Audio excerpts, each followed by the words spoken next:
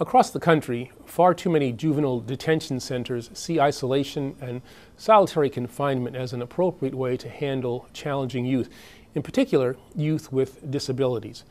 But solitary confinement can be dangerous and a serious impediment to the ability of juveniles to succeed once released. In a study released last year by the Office of Juvenile Justice and Delinquency Prevention, 47% of juvenile detention centers reported locking youth in some type of isolation for more than 4 hours at a time. We have received reports of young people who have been held in solitary confinement for up to 23 hours a day, often with no human interaction at all. In some cases, children were held in small rooms with windows that were barely the width of their own hands. This is, to say the least, excessive. And these episodes are all too common. This practice is particularly detrimental to young people with disabilities who are at increased risk under these circumstances of negative effects, including self-harm and even suicide.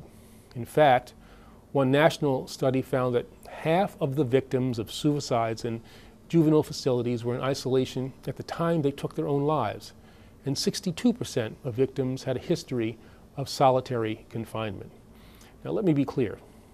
There may be times when it becomes necessary to remove a detained individual from others in order to protect staff, other inmates, or the juvenile himself from harm.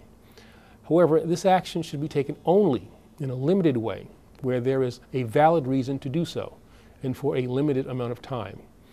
Isolated juveniles must be closely monitored, and every attempt must be made to continue educational and mental health programming while the youth is in isolation. At a minimum, we must work to curb the over-reliance on seclusion of youth with disabilities. And at the Department of Justice, we are committed to working with states to do exactly this going forward.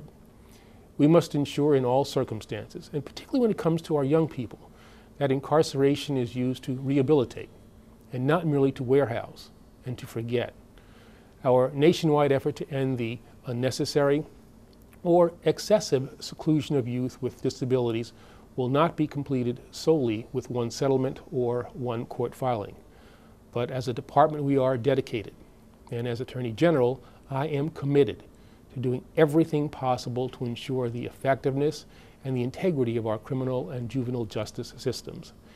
In the days ahead, we will continue to make good on our commitment to the best practices of law enforcement and the highest ideals of our nation.